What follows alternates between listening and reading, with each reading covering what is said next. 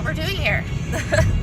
Apart from maybe serving with our cousins and possibly some friends later in the future, we are just in that next step of Lord. We have arrived where you want us to be. You've provided the way. We are ready for you to reveal what you have for us next. Those kinds are fucking holy for your feet, everyone.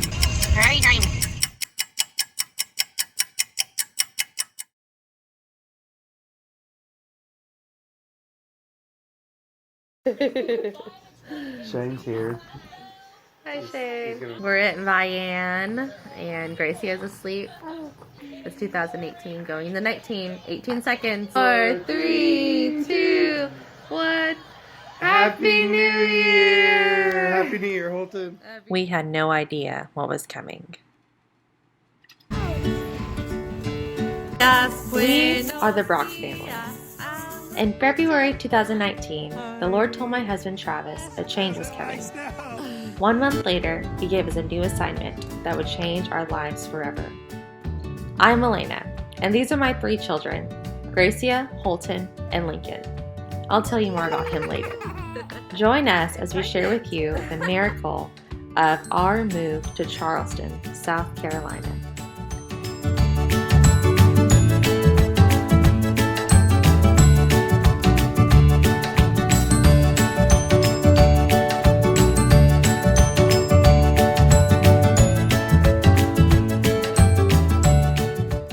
Along I-40, where the wind comes sweeping down the plains, lies a suburb of Oklahoma City called Midwest City. Our life was good. Travis and I were youth pastors of a local church. We were surrounded by a strong community of family and friends, and began to start a family of our own. Our life was filled with our favorite things: Rangers baseball near Dallas, just only 3 hours away, college football with OU, each other, and of course, Travis's mom's cooking. All we ever knew and loved was in Oklahoma.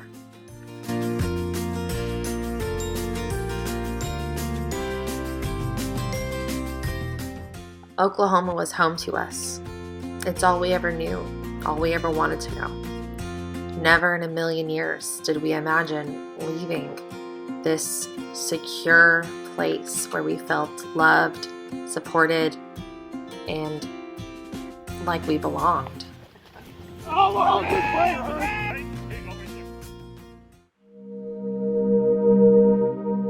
To understand our story, you have to know 4 key players. The first 2 are Travis's cousins, Shane and Tabby. Travis and I became close to Shane and Tabby early on in our relationship. Because they lived only a couple hours away near Tulsa, Oklahoma, Travis and I would regularly spend 3-day weekends with them, laughing, watching sports, and playing board games like Phase 10. Around 2012, the Holtens encountered Jesus in a way that gave them a greater hunger than ever before. Not long after, the Lord led them to drop everything, sell their house, quit their jobs, and move cross-country in faith-filled obedience. And guess where? To Charleston, South Carolina. They lived in a motel for 3 months, and God provided a job for them and planted them in a local church. We were happy for them, obviously, but we were very sad. They were very close to us, and so we still wanted to see them. We decided to visit them every year. Over the years, as our family grew, we continued to see our cousins in Charleston, South Carolina. Though we did give our cousins a hard time that they just, happened to be called to the beach and all. God knew each trip that we came and visited our cousins would familiarize us more and more with our future home. Who knew our cousins would pioneer the way for one of the biggest decisions of our lives?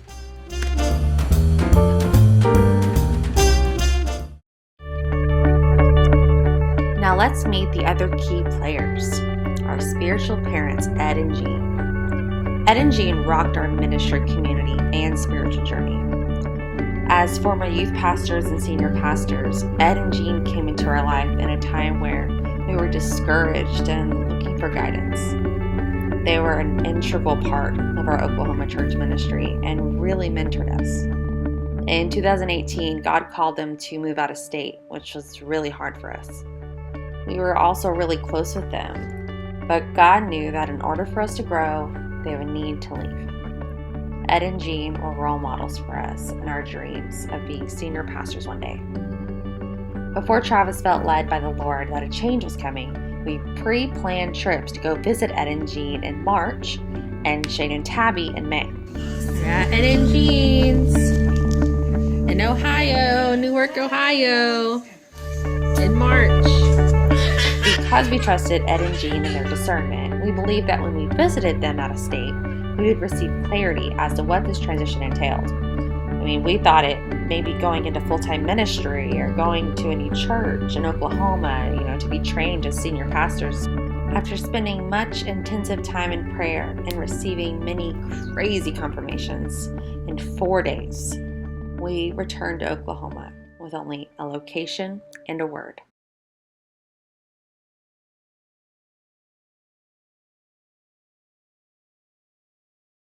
It is currently April 30th, and I just got done with some Jesus time, and today was one of those hard days. We feel very strongly that this is the Lord, that the Bracht family is supposed to move to Charleston, South Carolina. How do you tell the most important people in your lives that you believe you're supposed to move cross-country without a job, a church, or even a reason why, when you don't even know yet? How do you comfort grandparents who know they will only watch their toddler grandchildren grow and develop through a video call, only in person twice a year for holidays? How do you tell everyone you love that God is asking you to leave them? This was one of the most difficult acts of faith we had ever experienced in our entire lives, and everyone was watching us. After we left Ed and Jean's, we went and told close family and friends immediately. These conversations were the most heartbreaking conversations we've ever experienced. And people would ask us questions or propose what-if scenarios and did their best to be understanding, but found it difficult because of the lack of concrete information. We couldn't even tell them anything because we didn't even know any answers ourselves. Sounds like God, right? So, Travis and Malana, I want you to leave everyone and everything you've ever known, and with, a 2-year-old and a 1-year-old. And the only thing that you need to know is the location. It's hard to leave a life that you hate, but it's even harder to give up a life and community that you love. We realized in the months after this that following God is costly. In this case, the cost was paid by our loved ones and not us.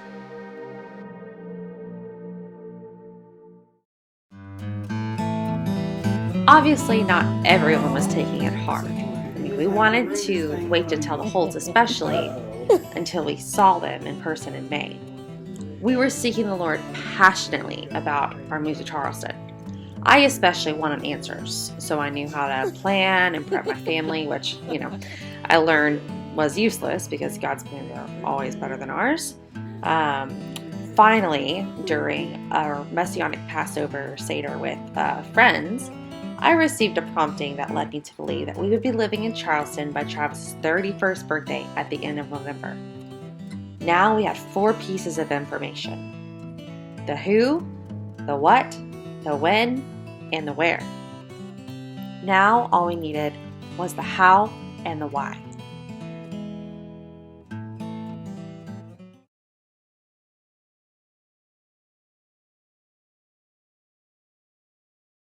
Travis just got a job offer. Oh my gosh. We have a ton to do.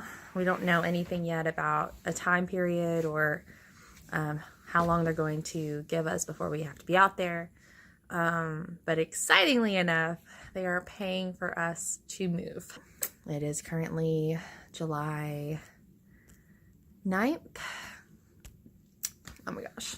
And our next chapter is beginning. Well, we wanted to call you guys and tell you some cool news. You got a job offer for Charleston today. They are covering our moving expenses. Isn't that amazing?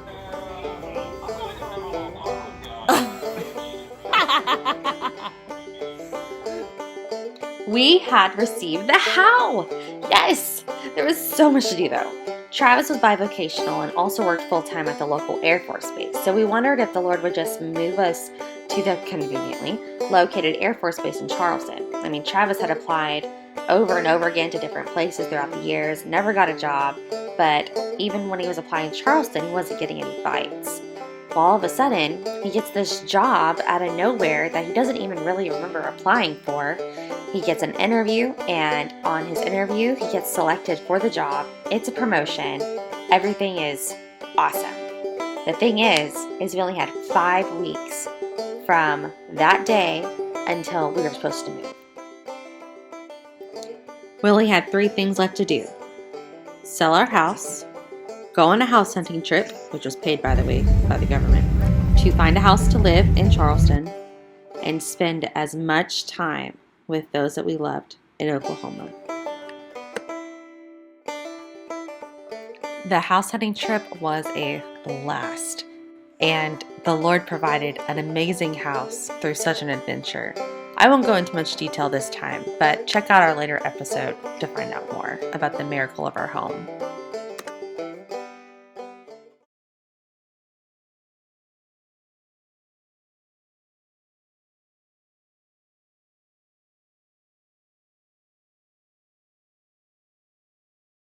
Dear Holten, happy birthday to you. After months of struggle and believing the Lord for what we believed He had told us, it was time now to leave. We decided to celebrate Holten's first birthday party with both sides of the family before we moved, so that he got the same opportunity to make memories with family as we did with Gracia. It was hard trying to enjoy these last moments we had with family and friends and coworkers because we were on such a rush to get a goodbye tour finished and to make sure all the things at the house were being prepped. We had to say goodbye to our church family where Travis and I had met and been attending for the last 11 years. We had to say goodbye to our parents and to grandparents and best friends. It's a lot of goodbyes. No one prepares you for how many goodbyes you have to say. The waiting met the promise. We experienced a mix of emotions, driving away from our very first home, where we brought home our first 2 children, the first home we ever bought, and our little piece of heaven. It was so sad just to see my little cul-de-sac fading in the distance. Couldn't even be sad saying bye to the neighbor kids. I loved my life in Oklahoma. I didn't want to give it up, but I trusted God with what He had in store for us next.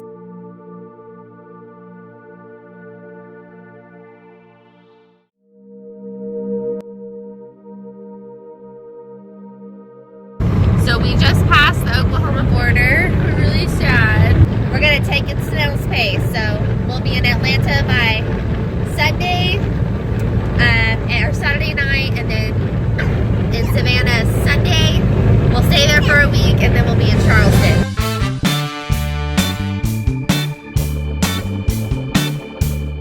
Our journey. Gracia is watching what she calls Elmo, but really it's like Asian cartoons. Now we are almost to Tennessee. So we have about 7 hours left of our trip to Atlanta. It's weird leaving 940 for the last time.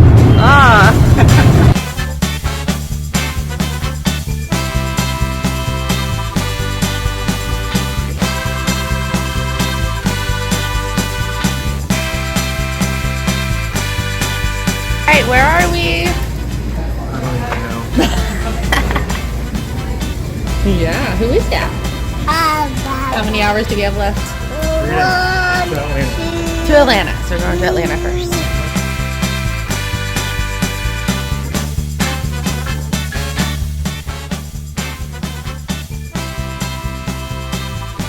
New live in Eastern Time Zone. I know. 6:38. Our Oklahoma family, we're sorry that we're annoying and always going to be an hour ahead of you.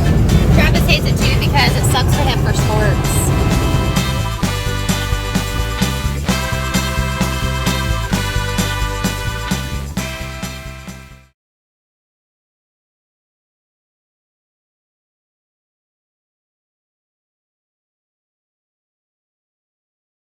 We're in South Carolina, our new home state. We're in South Carolina.